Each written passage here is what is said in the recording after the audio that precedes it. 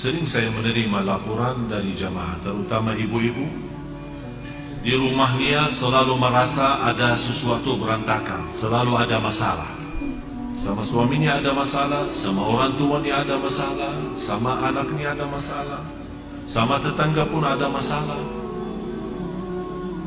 Dan dia berusaha semaksimal mungkin menjaga diri dan melindungi dari bermacam masalah, tapi tetap ada saja. Atau dalam dirinya sendiri merasa tidak tenang, ada was-was, merasa ada tergoda, ada gangguan, ada makhluk halus, ada bermacam-macam. Kira-kira apa obatnya untuk menyelesaikan masalah? Saya berikan, dan ini obat insya Allah bermanfaat untuk semua. Tidak usah panggil tukang dukun, tidak usah panggil siapa-siapa. Anda sendiri laksanakan. Akan Allah subhanahu wa ta'ala merubahkan rumah kita insya Allah menjadi tenang, adem, enak. Yang pertama, bawakan air dan isi dalam air itu garam. Air itu dicampurin dengan garam dan dibacakan dalam air itu Al-Fatihah 7 kali. Ayat 5 ayat pertama suratul Baqarah. Ayat Al-Kursi 7 kali. 3 ayat yang terakhir surat Al-Baqarah. Lillahi ma fis samawati wa ma fil ardh. Saya ulang lagi. Air isi dengan garam dan dibacakan dalam air Al-Fatihah 7 kali. Yang kedua 5 ayat pertama 1 kali. Dari Alif Lam Mim sampai wa ulaika hum al-muflihun 5 ayat. Yang ketiga 7 kali ayat Al-Kursi. Yang keempat 3 ayat yang terakhir suratul Baqarah. Lillahi ma fis samawati wa ma fil ardh wa in tubdu ma fi anfusikum sampai selesai. Kemudian qul huwallahu ahad 3 kali. Qul a'udzu birabbil falaq 3 kali. Qul a'udzu birabbin nas 3 kali. Kalau Anda merasa masih asing, boleh ditambah air dan silahkan minum. Bisa diminum. Kalau Anda merasa terlalu asing, belum kuat karena garamnya terlalu banyak, boleh ditambahin air. Ini satu untuk minum. Jelas? Yang kedua, bawakan emper besar, isi air dengan garam. Ini untuk mandi boleh. Bapak Ibu, ini serius saya bicara ya. Insya Allah Anda coba, insya Allah semua masalah dalam hati, dalam perasaan, dalam jiwa, dalam fikiran, insya Allah selesai. Emper besar, isi air dan campur garam. Bisa pakai mandi. Ayat yang dibaca sesuai ayat yang saya sudah kasih tadi. Boleh. Bagaimana cara bacaannya? Bacaannya habis Anda baca, tiup dalam, bukan meludah ya, tiup saja. Tiup 3 kali boleh, 1 kali boleh, tidak masalah. Dan saya sampaikan begini karena sudah berkali-kali ada yang memberitakan soal rumahnya ada banyak masalah, saya tidak tahu apa. Dan mohon maaf, selama saya di Indonesia, mohon maaf ya, orang di Indonesia terlalu banyak was-was. Jadi kalau merasa ada sesuatu, Ustaz kayaknya ada di rumah apa-apa, padahal tidak ada. Tidak ada. Oleh karena itu di Indonesia cepat paling laku usaha tukang dukun. Laku cepat. Seperti ada seorang ibu, kasihan, maksud saya kasihan kalau kita mampu mengobati diri, mengamankan rumah kita, kenapa kita minta tolong orang lain?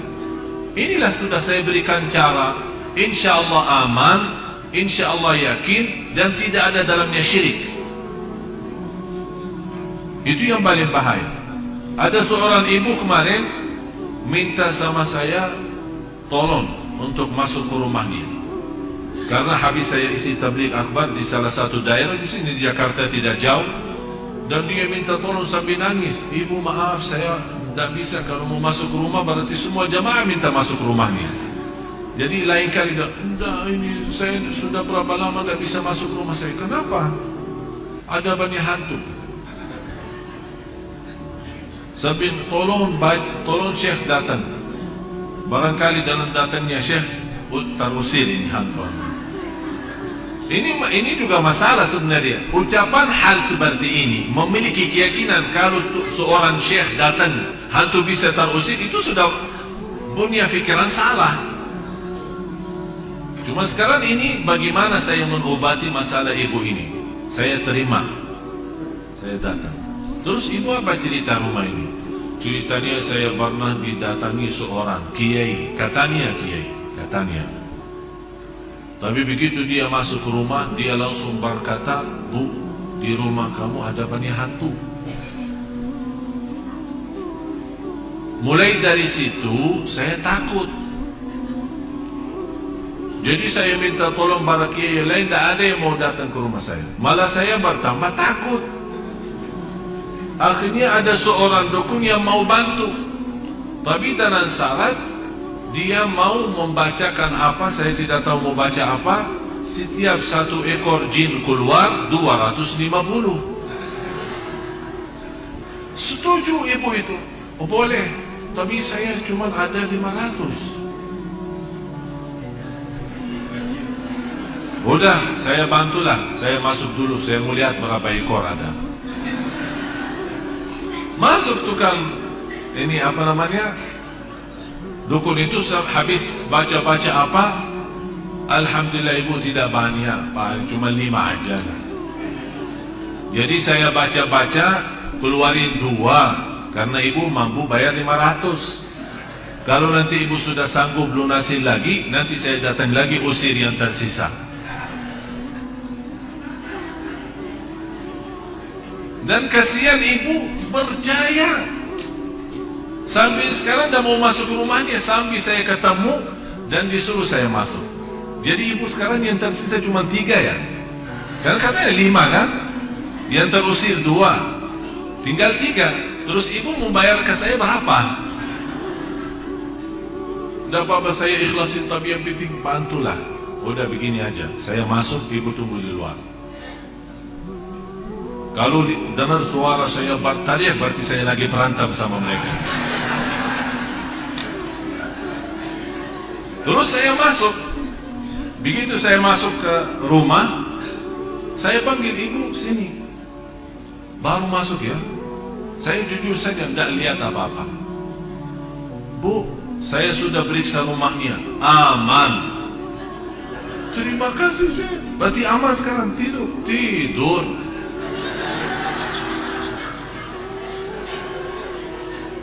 Dan saya kasih obat itu, bagi garam terus yang lain-lain. Terus dia bawakan amplop, lumayan lah. Saya bilang, "Bu, ini sedekahin ke masjid atau ke anak yatim, bukan ke saya. Itu bukan kerjaan saya." Sekali lagi ibu, jangan percaya dukun dan sihir. Yakini. Alhamdulillah habis itu beliau rutin baca suratul Baqarah, dan alhamdulillah nyaman, enak. Malah sekarang rumahnya selalu ramai, pengunjung datang silaturahim banyak. Dan sebenarnya masalahnya cuma was-was. Tapi was-was 90%. Sejarah medis pun 90% sebabnya penyakit manusia adalah was. Dan insyaAllah apa yang saya sampaikan ini insyaAllah bermanfaat banyak. Ini semua Bapak Ibu ikhtiar. Tapi semuanya harus kalbu kita yakin kepada Allah Subhanahu wa ta'ala. Dan itulah Allah Subhanahu wa ta'ala memberikan, kata Rasulullah SAW, Allah menghalalkan bermacam cara obat, silahkan, kecuali berobat dengan cara syirik, tidak boleh. insyaallah dijauhkan oleh Allah SWT dari godaan, dari penyakit, dari bahaya waswas, dari jiwa tidak tenang. Insyaallah semua bisa diatasi dengan izin Allah Subhanahu wa ta'ala.